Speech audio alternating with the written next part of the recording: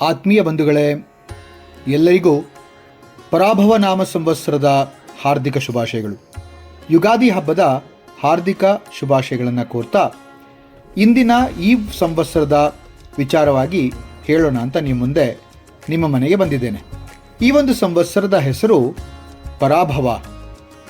ಪರಾಭವ ಅಂತಂದರೆ ಸಂಸ್ಕೃತದಲ್ಲಿ ಅರ್ಥ ಬಂದು ಸೋಲು ಅನ್ನುವಂಥ ಅರ್ಥ ಬರುತ್ತೆ.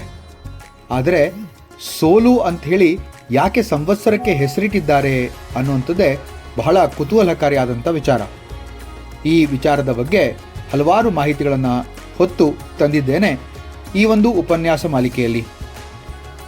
ಭಾರತೀಯ ಪಂಚಾಂಗದಲ್ಲಿ 60 ಸಂವತ್ಸರಗಳ ಚಕ್ರವಿದೆ. ಅದರಲ್ಲಿ ಪರಾಭವ ಅಂತಕ್ಕಂಥದ್ದು 40ನೆಯ ಒಂದು ಸಂವತ್ಸರ. ಏನು ಸಂವತ್ಸರ ಅಂದರೆ, ಒಂದು ಚಾಂದ್ರಮಾನ ವರ್ಷವನ್ನು ಸಂವತ್ಸರ ಅಂತ ಕರಿತೇವೆ. ಈ ಪದ್ಧತಿಯಲ್ಲಿ 60 ಸಂವತ್ಸರದ ಒಂದು ಚಕ್ರ ಯಾವಾಗಲೂ ಕೂಡ ಅನುಸರಿಸ್ತಾ ಹೋಗುತ್ತೆ. ಇದನ್ನು ಬೃಹಸ್ಪತಿ ಚಕ್ರ ಅಂತ ಕೂಡ ಕರಿತೀವಿ.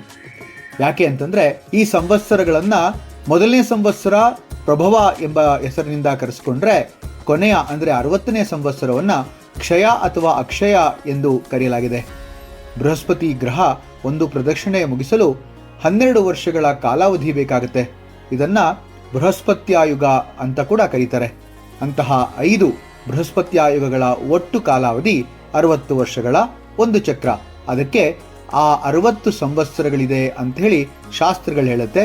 ಇದನ್ನೇ ಬೃಹಸ್ಪತಿ ಚಕ್ರ ಅಂತ ಕೂಡ ಕರೆಯೋದಿದೆ. ಸಂವತ್ಸರ ಎಂದರೆ ಸಂಸ್ಕೃತದಲ್ಲಿ ವರ್ಷ ಅಂತ ಹೇಳಿ ಅರ್ಥ. ಸಂವತ್ಸರ ಎಂಬುದು ಸಂಸ್ಕೃತ ಭಾಷೆಯ ಒಂದು ಪಾರಿಭಾಷಿಕ ಪದವಾಗಿದ್ದು, ವೇದ ಸಾಹಿತ್ಯಗಳಲ್ಲಿ ಮುಖ್ಯವಾಗಿ, ಅದರಲ್ಲೂ ಋಗ್ವೇದದಲ್ಲಿ ಮತ್ತು ಇತರ ಪ್ರಾಚೀನ ಗ್ರಂಥಗಳಲ್ಲಿ ಒಂದು ವರ್ಷಕ್ಕೆ ಸಂವಾದಿಯಾಗಿ ಇದನ್ನು ಬಳಸಲಾಗುತ್ತೆ. ಈಗ 60 ಸಂವತ್ಸರ ಅಂತ ಹೇಳಿದೆ. ಅದು ಯಾವುದ್ಯಾವುದು ಅಂತ ನೋಡೋಣ.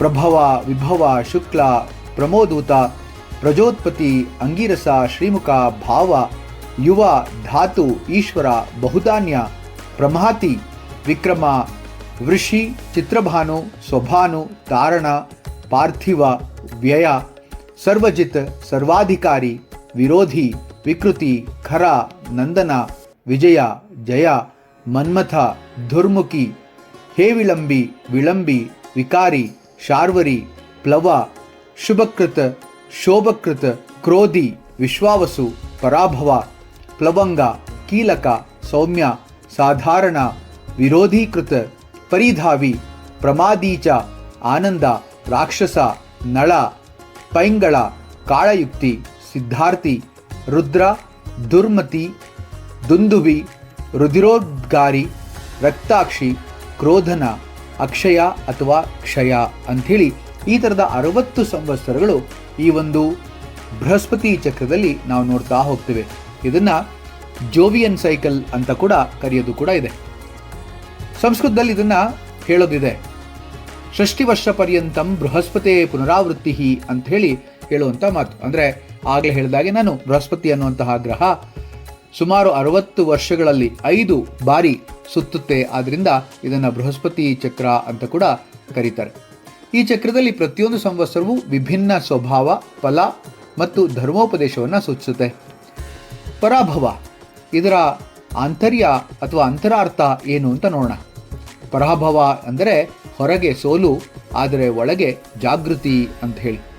ಪುರಾಣಗಳಲ್ಲಿ ಹೇಳುವುದೇನೆಂದರೆ, ಅಹಂಕಾರೋ ಹಿ ಮನುಷ್ಯಾಣಾಂ ಪತನಸ್ಯ ಕಾರಣಂ ವಿನಯೇನ ತು ಲಭ್ಯತೆ ಸರ್ವಂ ಶುಭಮಹಿ ಲೋಕೆ ಅಂತ ಹೇಳುವಂಥ ಮಾತಿದೆ. ಅಂದರೆ ಅಹಂಕಾರ ಮಾನವನ ಪತನಕ್ಕೆ ಕಾರಣವಾಗುತ್ತೆ, ವಿನಯದಿಂದ ಎಲ್ಲ ಶುಭಗಳು ದೊರೆಯುತ್ತೆ ಅನ್ನುವಂಥ ಅರ್ಥ. ಆದ್ದರಿಂದ ಪರಾಭವ ಸಂವತ್ಸರವು ನಮಗೆ ಹೇಳ್ತಾ ಇರೋದೇನಪ್ಪ ಅಂತಂದರೆ, ಅಹಂಕಾರವನ್ನು ತೊರೆಯಿರಿ, ವಿನಯವನ್ನು ಅಳವಡಿಸ್ಕೊಳ್ಳಿ, ಸೋಲನ್ನು ಪಾಠವಾಗಿ ಸ್ವೀಕರಿಸಿ ಅಂಥೇಳಿ. ಅನೇಕ ಪುರಾಣಗಳಲ್ಲಿ ಈ ಒಂದು ಸಂವತ್ಸರದ ವಿವರಣೆ ಕಡಿಮೆ ಇದ್ದರೂ ಕೂಡ ಕೆಲವು ಪುರಾಣಗಳಲ್ಲಿ, ಭಾಗವತ ಪುರಾಣದಲ್ಲಿ ಇದನ್ನು ಒಂದು ಕಡೆ ಮಾತ್ರ ಹೇಳೋದಿದೆ. ಇಲ್ಲಿ ಅನೇಕ ರಾಜರು ಅಹಂಕಾರದಿಂದ ಪತನಗೊಂಡು ಅನಂತರ ಜ್ಞಾನವನ್ನು ಪಡೆದಂತಹ ಕಥೆಗಳು ಹಲವಾರಿದೆ. ಆ ಹಲವಾರು ಕಥೆಗಳಲ್ಲಿ ಈ ಒಂದು ಸಂವತ್ಸರದ ಅಂದರೆ ಪರಾಭವ ನಾಮ ಸಂವತ್ಸರದ ಹೆಸರು ಉಲ್ಲೇಖಿತವಾಗಿದೆ. ಯದಾ ಯದಾ ಹಿ ಧರ್ಮಸ್ಯ ಗ್ಲಾನಿರ್ಭವತಿ ಭಾರತ ಅಂಥೇಳಿ ಭಗವದ್ಗೀತೆ ಹೇಳಿದಾಗ ಅದೇ ಅರ್ಥ ಬರುತ್ತಲ್ವಾ. ಧರ್ಮ ಕುಂದಿದಾಗ ಪರಾಭವದ ಮೂಲಕವೇ ಪುನಃಸ್ಥಾಪನೆ ಆಗುತ್ತೆ ಅಂತ ಹೇಳಿ. ರಾಮಾಯಣದ ಉದಾಹರಣೆ ಇದಕ್ಕೆ ಅತ್ಯುತ್ತಮವಾದಂಥ ಉದಾಹರಣೆ ಅಂತ ಹೇಳ್ಬೋದು. ರಾವಣನ ಕತೆ ಕೇಳಿ ಪರಾಭವದ ಅತ್ಯುತ್ತಮ ಉದಾಹರಣೆ ಅಂತ ಅನಿಸ್ಬಿಡುತ್ತೆ. ವಿನಾಶಕಾಲೇ ವಿಪರೀತ ಬುದ್ಧಿ ಅಂಥೇಳಿ ಹೇಳುವಂಥದ್ದು ಇದಕ್ಕೆ ಅಂತ ಕಾಣುತ್ತೆ. ರಾವಣನ ಅಹಂಕಾರ ಅವನ ಪರಾಭವಕ್ಕೆ ಕಾರಣವಾಯಿತು ಅಂದರೆ ತಪ್ಪಲ್ಲ. ಆದರೆ ಆ ಪರಾಭವದಿಂದ ಧರ್ಮ ಜಯಶೀಲವಾಯಿತಲ್ವಾ? ಅದು ಕೂಡ ಗಮನದಲ್ಲಿ ಇಟ್ಕೋಬೇಕಾದದ್ದೇ. ಮಹಾಭಾರತದ ಉದಾಹರಣೆ ಕೂಡ ಹಾಗೆ ಇದೆ. ಮಹಾಭಾರತದಲ್ಲಿ ಹೇಳೋದೇನಪ್ಪ ಅಂತಂದರೆ ಧರ್ಮೋ ರಕ್ಷತಿ ರಕ್ಷಿತಃ ಅನ್ನೋಂಥ ಮಾತು. ಅಂದರೆ ಧರ್ಮವನ್ನು ರಕ್ಷಿಸುವವರಿಗೆ ಆ ಧರ್ಮವೇ ರಕ್ಷಿಸುತ್ತೆ ಅನ್ನುವಂಥ ಅರ್ಥ. ಅಧರ್ಮ ಕೊನೆಗೆ ಸೋಲಾಗುತ್ತೆ. ಇದೇ ಪರಾಭವನ ಸಂವತ್ಸರದ ಸಾರ ಅಂತ ಹೇಳ್ಬೋದು. ಜ್ಯೋತಿಷ್ಯ ದೃಷ್ಟಿಯಿಂದ ಈ ಪರಾಭವ ಸಂವತ್ಸರದಲ್ಲಿ ಕೆಲವೊಮ್ಮೆ ರಾಜಕೀಯ ಅಥವಾ ಸಾಮಾಜಿಕ ಅಸ್ಥಿರತೆ ಕಂಡುಬಂದರೂ ಕೂಡ ವ್ಯಕ್ತಿಗಳ ಜೀವನದಲ್ಲಿ ಆತ್ಮ ಪರಿಶೀಲನೆ ಆಗುತ್ತೆ. ಆರ್ಥಿಕ ಏರುಪೇರು ಕೂಡ ಇದರಲ್ಲಿ ಇದೆ ಅಂತ ಹೇಳ್ಬೋದು. ಆದರೆ ಇದನ್ನು ಅಶುಭ ಅಂತ ಮಾತ್ರ ನೋಡಬಾರ್ದು. ಇದು ಪುನರ್ ನಿರ್ಮಾಣದ ಕಾಲ ಅಂತ ಹಲವಾರು ಶಾಸ್ತ್ರಗಳು ಹೇಳ್ತಾ ಹೋಗುತ್ತೆ. ಧಾರ್ಮಿಕ ಆಚರಣೆಯಲ್ಲಿ ಈ ಸಂವತ್ಸರ ಶ್ರೇಷ್ಠ ಅಂತ ಹೇಳೋದಿದೆ. ಯಾಕೆ ಅಂತಂದರೆ ಈ ಸಂವತ್ಸರದಲ್ಲಿ ಅನೇಕ ಮಂದಿಗೆ ಜಪ, ತಪ, ಧ್ಯಾನ ಮತ್ತು ದಾನ ಮತ್ತು ಸೇವೆ ಮಾಡುವಂತಹ ಒಂದು ಪುಣ್ಯ ಫಲ ಸಿಗೋದು ಕೂಡ ಇದೆ. ಗುರು ಸೇವೆ, ಶಿವ ಮತ್ತು ವಿಷ್ಣುವಿನ ಆರಾಧನೆ ಅತ್ಯಂತ ಫಲಕಾರಿಯಾದಂತಹ ಒಂದು ಕಾರ್ಯವನ್ನು ಅಥವಾ ಸಿದ್ಧಿಯನ್ನು ಕೊಡುತ್ತೆ ಅಂತಂದರೆ ತಪ್ಪಾಗಲ್ಲ. ದಾನಂ ತಪಶ್ಚ ಯಜ್ಞಶ್ಚ ಪಾವನಾನಿ ಮನೀಷಿಣಾಂ ಅಂತ ಒಂದು ಶಾಸ್ತ್ರದ ಮಾತೆ ಹೇಳದಿದೆ. ಈ ಒಂದು ಪರಾಭವ ಅಂದರೆ ಜೀವನದ ಪಾಠ. ಒಬ್ಬ ಗುರು ಶಿಷ್ಯನಿಗೆ ಹೇಳುವಂತೆ, ಮಗು, ನೀನು ಸೋತಾಗ ದುಃಖಿಸಬೇಡ, ಆ ಸೋಲು ನಿನ್ನನ್ನು ನಿಜವಾದ ಜಯದ ಕಡೆಗೆ ಕೊಂಡೊಯ್ಯುತ್ತೆ ಅಂಥೇಳಿ. Failing is the stepping stone of success ಅಂತ ಹೇಳ್ತೀವಲ್ಲ, ಹಾಗೆ ಅಹಂಕಾರದಿಂದ ಬಂದ ಜಯ ತಾತ್ಕಾಲಿಕವಾದದ್ದು. ಆದರೆ ವಿನಯದಿಂದ ಬಂದಂತಹ ಪರಾಭವ ಶಾಶ್ವತ ಜಯಕ್ಕೆ ದಾರಿ ಅಂದರೆ ತಪ್ಪಾಗಲ್ಲ. ಪರಾಭವ ಸಂವತ್ಸರ ನಮಗೆಲ್ಲ ಏನು ಹೇಳ್ತಾ ಇದೆ ಅಂತಂದರೆ ಸೋಲು ಅಂತ್ಯವಲ್ಲ, ಅದು ಹೊಸ ಆರಂಭದ ಒಂದು ಮುನ್ಸೂಚನೆ. ಧರ್ಮದ ಪುನರುತ್ಥಾನಕ್ಕೆ ಒಂದು ಅವಕಾಶ ಅಂತಂದರೆ ತಪ್ಪಾಗಲ್ಲ. ಈ ಒಂದು ಪರಾಭವನ ಸಂವತ್ಸರದಲ್ಲಿ ಅನೇಕ ಒಂದು ಆಚರಣೆಯನ್ನು ನಾವು ನೋಡ್ತಾ ಹೋಗ್ತೇವೆ. ವಿಚಾರ ಮಾಡೋದಾದರೆ ಪರಾಭವ ಅಂದರೆ ಸೋಲಲ್ಲ, ಅದು ಆತ್ಮಜಾಗೃತಿ ಅಂತ ಹೇಳಿದ್ರೆ ತಪ್ಪಾಗಲ್ಲ. ಪರಾಭವ ಅಂತಂದರೆ ಅಂತ್ಯವಲ್ಲ, ಅದು ಹೊಸ ಆರಂಭ.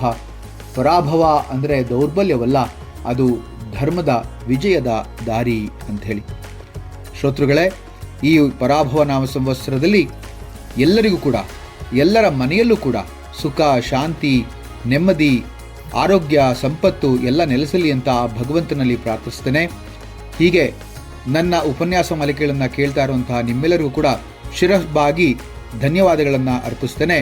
ಮತ್ತೊಮ್ಮೆ ಪರಾಭವ ನಾಮ ಸಂವತ್ಸರದ ಶುಭಾಶಯಗಳನ್ನು ಕೋರ್ತಾ, ಯುಗಾದಿ ಹಬ್ಬದಂದು ಬೇವು ಬೆಲ್ಲವನ್ನು ತಿಂದು ಸುಖ ಮತ್ತು ದುಃಖದ ಸಮತ್ವವನ್ನು ಪಡೆದು ಎಲ್ಲರೂ ಕೂಡ ಸಾರ್ಥಕತೆಯನ್ನು ಪಡೆಯೋಣ ಅಂತ ಹೇಳ್ತಾ ಈ ಒಂದು ಉಪನ್ಯಾಸ ಮಾಲಿಕೆಯನ್ನು ಇಲ್ಲಿಗೆ ಸಮಾಪ್ತಿಗೊಳಿಸ್ತೇನೆ. ಧನ್ಯವಾದಗಳು.